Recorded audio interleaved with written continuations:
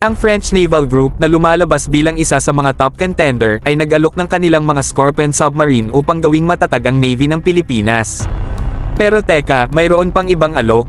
May mga alok din mula sa South Korean DSME, Russia, at Turkey na gumawa ng mga submarine para sa ating Navy.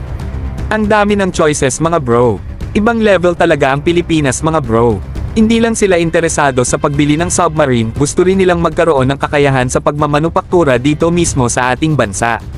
At alam nyo pa ba, inahangad nila ang mga kakayahan sa pagsasanay. Kailangan handa para sa malalaking laban, di ba? Si President Ferdinand R. Marcos Jr. sa isang panayam sa media sa pagdiriwang ng ika-125 anibersaryo ng Navy ng Pilipinas, ay ibinahagi ang kanilang mga plano. Pinahalagahan niya na ang pag-ooperate ng submarine ay hindi biro, ito ay isang malaking responsibilidad. Pagsasanay, kagamitan, mga kinakailangang operasyon, lahat iyan ay malaki. Pero alam nyo, saan may tiyaga, may nilaga. May mga balitang kumakalat mga bro.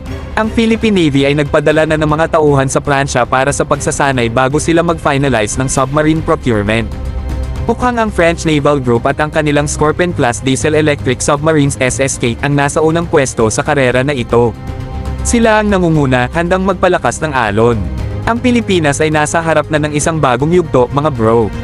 Isang Navy na may mga submarine ay hindi lang magpapalakas ng kanilang kakayahan sa pagtatanggol kundi magtatatag din ng kanilang kapangyarihan bilang isang matibay na puwersa sa karagatan. Ito ay tungkol sa paghawak ng mga oportunidad at pagbubuo ng mga kaalyansa. At iyan na mga bro, ang update na punong-puno ng kasabikan. Ang French Naval Group, ang pagsisikap ng Pilipinas sa pagmamanupaktura ng submarine at ang kanilang hangarin sa kahusayan sa pagsasanay, ito ay isang paglalakbay na puno ng saya at potensyal. Abangan ang mga susunod na balita.